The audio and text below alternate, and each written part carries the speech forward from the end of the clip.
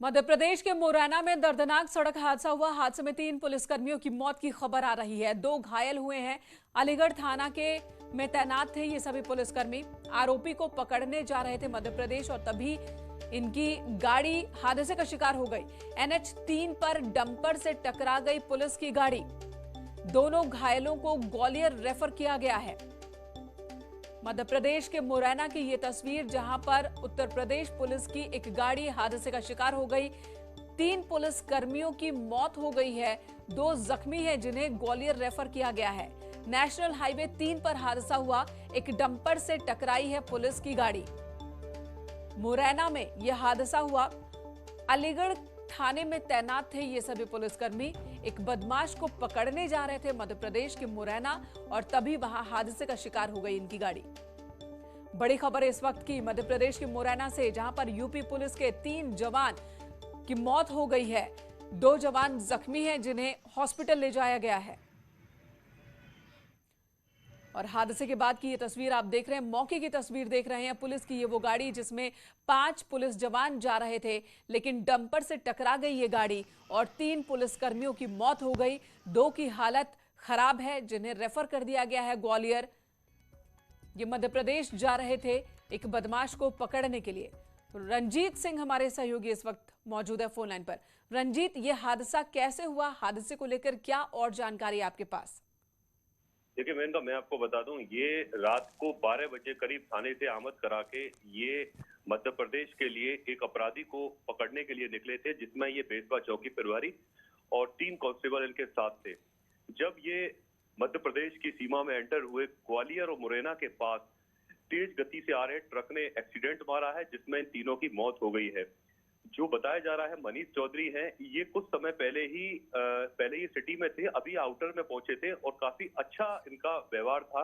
अभी आउटर में पहुंचते ही इनको एक चौकी मिली थी और वे ये मुरैना गंज की अपराधी को पकड़ने के लिए मुरैना के लिए निकले थे, जहां इनको पुख्ता जानकारी थी कि वह वहां पर छुपा हुआ है। लेकिन पीछे से आ रहे ट्रक ने इनको टक्कर मारी है, तो मौके पर मौत हो गई है। जब अलीगढ़ पुलिस को पूरी सूचना मिली तो अलीगढ़ पुलिस ने यहां से CO और तमाम 2 टीम यहां से मुरैना के लिए रवानगी कर दी है, जो वहां पर इनको PM कराया जाएगा। PM कराने के बाद इनके शव को यहां पर लाया जाएगा और परिजनों को सौंपा जाएगा। रंजीत, धन्यवाद इस वक्त पूरी जानकारी देने के लिए। और इस पूरे मामले पर SP ग्रामीण का क्या कहना है, ये भी सुन लेते हैं। अपराधियों की धरपकड़ के लिए एक पुलिस टीम रवाना हुई थी, जिसमें एक उप निरीक्षक और एक हेड कांस्टेबल और साथ ही 2 आरक्षी मैच चालक रवाना हुए थे। तो इस टीम का आज प्रातः पुलिस टीम का आगरा के सीमावर्ती जनपद मुरैना में एक सड़क दुर्घटना में 3 पुलिसकर्मियों की वहां पर मौके पर ही मौत हो गई है, जिसमें उप निरीक्षक श्री मनीष कुमार, मुख्य आरक्षी सुनील कुमार एवं आरक्षी पवन कुमार की मृत्यु की दुखद सूचना इसमें प्राप्त हुई है और साथ ही एक आरक्षी का अभी भी अस्पताल में इलाज चल रहा है। उधर हरदोई में महिलाओं से मारपीट का एक वीडियो सामने आया। दबंगों पर महिलाओं से मारपीट के आरोप लगे हैं। मामूली विवाद को लेकर झगड़ा हुआ था। कई महिलाएं भी आपस में भिड़ गईं। घायल महिलाओं ने पुलिस को शिकायत दर्ज कराई है। अरवल थाना क्षेत्र की ये वारदात है। इन तस्वीरों में आप देख रहे हैं कि महिलाओं के साथ मारपीट हो रही है। दबंगों पर आरोप है, हालांकि कई महिलाएं भी इस मारपीट में शामिल हैं।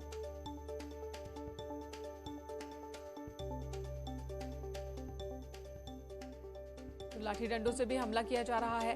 फिलहाल महिलाओं ने शिकायत की है पुलिस से। 2 पक्षों में लड़ाई की ये तस्वीर आप देख रहे हैं, मारपीट की ये तस्वीर देख रहे हैं। छोटे बच्चे भी वहां पर मौजूद हैं, जो कि हैरान परेशान देख रहे हैं कि आखिर हो क्या रहा है। कहा यह जा रहा कि बहुत ही छोटी सी बात पर विवाद की शुरुआत हुई थी।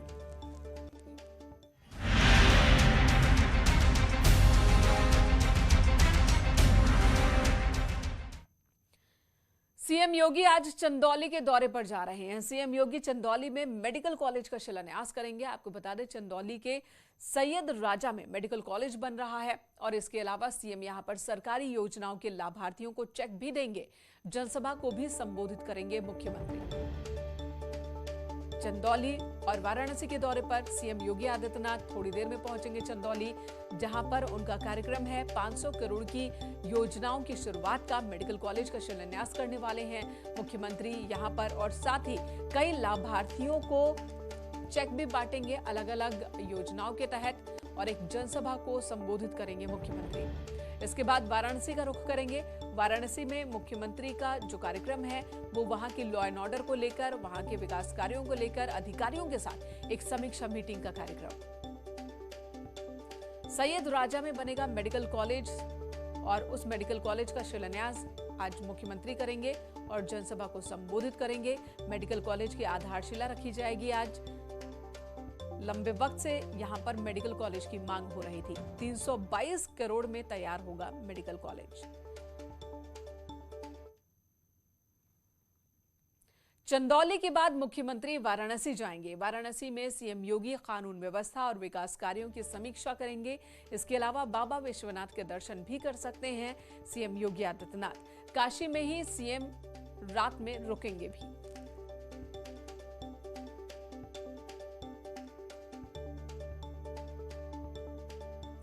नितिन हमारे साथ वाराणसी से मौजूद है। नितिन, वहां पर किस तरह की, नितिन गोस्वामी हमारे साथ चंदौली से मौजूद है, हमारे सहयोगी। नितिन, प्रोग्राम की तैयारी हो गई होगी, किस तरह के इंतजाम हैं, लोगों में कैसा उत्साह है, क्या सोच है, सीएम वहां पहुंचने वाले हैं, कब तक सीएम पहुंचने वाले हैं?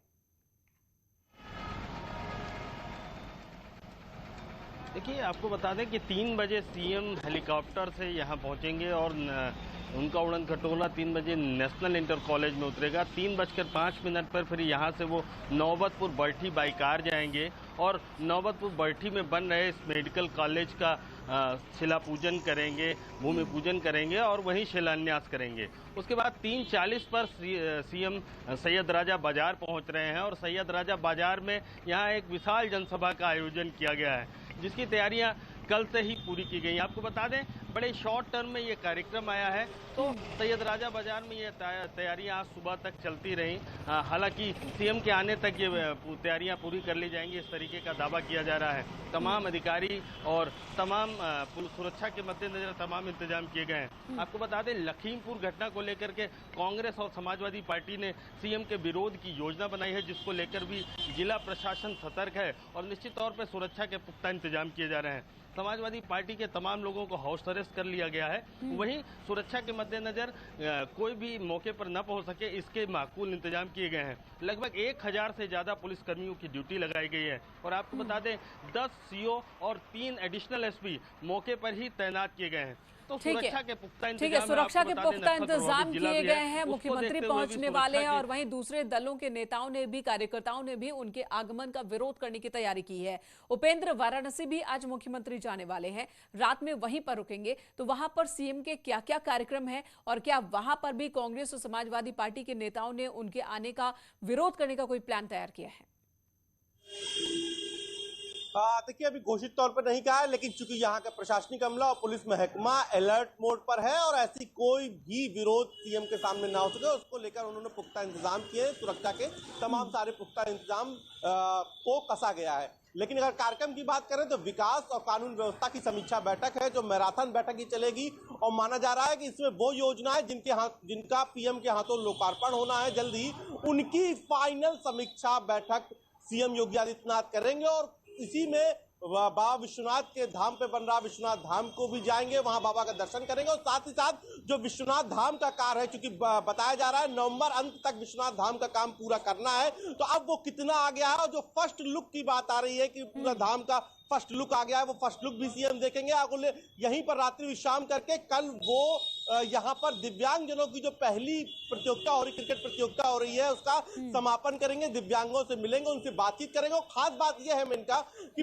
शायद पहला ही मौका होगा या कम ऐसे मौके आते हैं जब उत्तर प्रदेश के मुख्यमंत्री योगी आदित्यनाथ नवरात्र के पहले दिन गोरखपुर में ना होंगे, मठ में नहीं होंगे, तो काशी से उनका शक्ति पूजन होगा। ये भी एक जो है देखने वाली बात होगी, क्योंकि मोस्टली ये देखा जाता है कि जब भी कभी नवरात्र का पहला दिन होता है तो मुख्यमंत्री हमेशा मठ पे होते हैं, तो ऐसे इस बार शिव के नगरी में शक्ति की आराधना भी सीएम कर सकते हैं। बिल्कुल, वो तस्वीरें भी देखने को मिलेगी। धन्यवाद उपेंद्र आपका, और नितिन आपका भी बहुत बहुत शुक्रिया पूरी जानकारी देने के लिए। तो आज वाराणसी शाम में पहुंचेंगे मुख्यमंत्री, रात में वहीं ठहरेंगे और कल सुबह यहाँ पर उनके कई और कार्यक्रम है, उसमें शामिल होंगे। एक ब्रेक के लिए रुकते हैं, तुरंत लौटेंगे।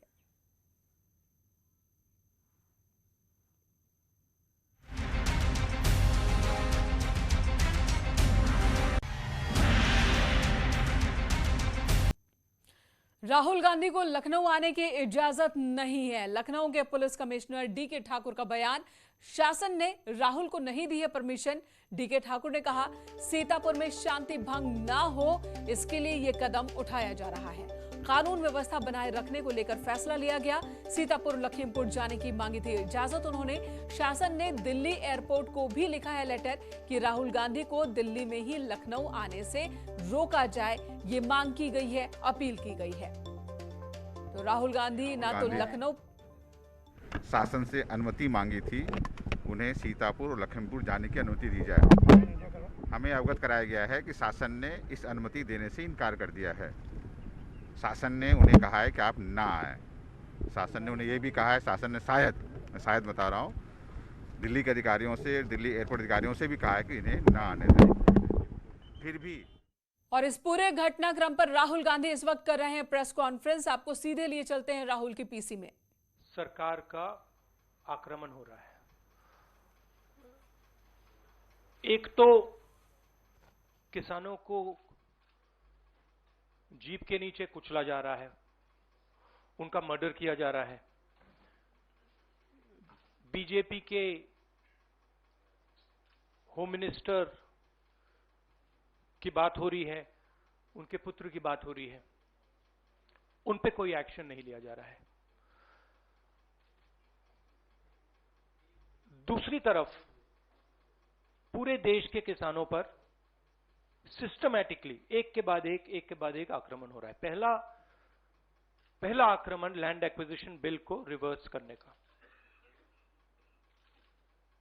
दूसरा, ये जो 3 नए कानून लाए हैं, और आज सिस्टमैटिकली जो किसानों का है उनसे छीना जा रहा है।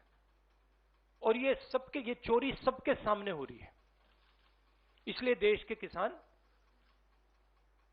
दिल्ली के बाहर बैठे हैं। कल प्रधानमंत्री जी लखनऊ में थे, मगर प्रधानमंत्री जी लखीमपुर खीरी नहीं जा पाए।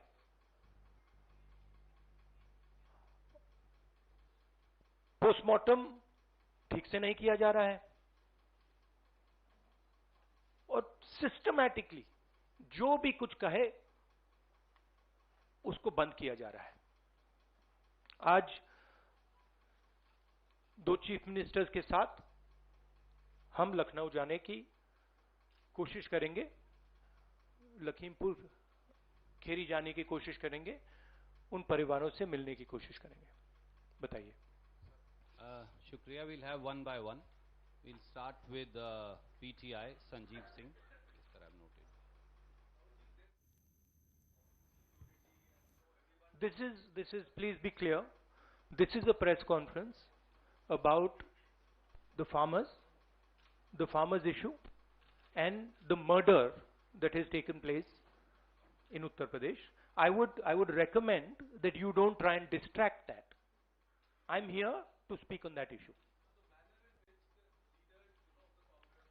I'm not going to get involved in that. If you are interested in asking a question about the farmers, you're welcome to do so.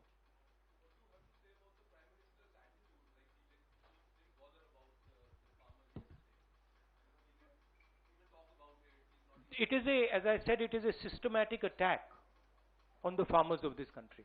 And it is arrogance because the government does not realize or understand the power of the farmers. And they are provoking the farmers, they are insulting the farmers, they are killing the farmers. This is a very dangerous and bad idea. Siddharth from ANI.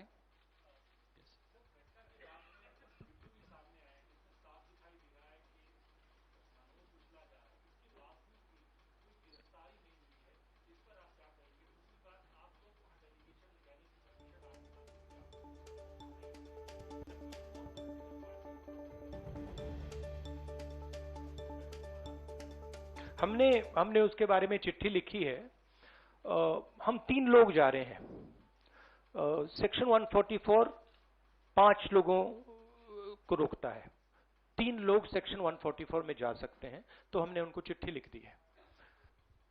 ये जो UP में हो रहा है, किसानों को मारा जा रहा है, मगर इससे पहले हाथरस में भी हुआ था और उनके एक एमएलए ने भी रेप किया था। तो ये सिस्टमैटिकली ये एक नई तरीके की राजनीति हो रही है उत्तर प्रदेश में।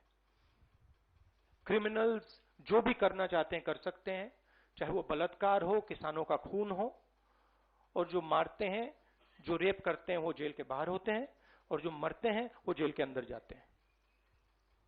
Thank you sir. Ashish from ABP.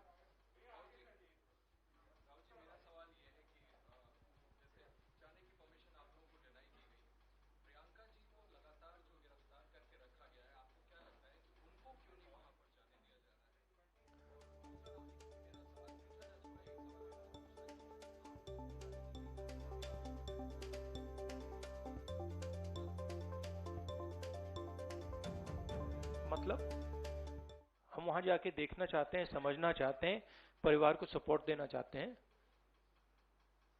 सिर्फ यहां हमें रोका जा रहा है, बाकी पार्टियों को जाने दे रहे हैं। हमने क्या गलती की है?